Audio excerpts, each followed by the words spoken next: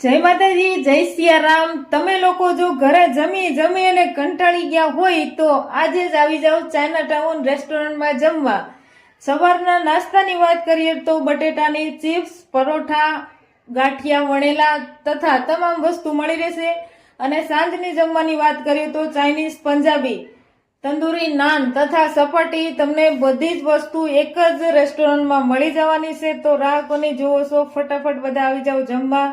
તમે જોઈ શકો છો અહીંયા એક તરફ નાન બની રહી છે અને લોકેશનની વાત કરીએ તો ભીડભંજન ચોકમાં જ આપણું ચાઇના ટાઉન રેસ્ટોરન્ટ આવેલું છે। તો અવશ્ય તમે પણ એકવાર મુલાકાત લેજો આ રેસ્ટોરન્ટની।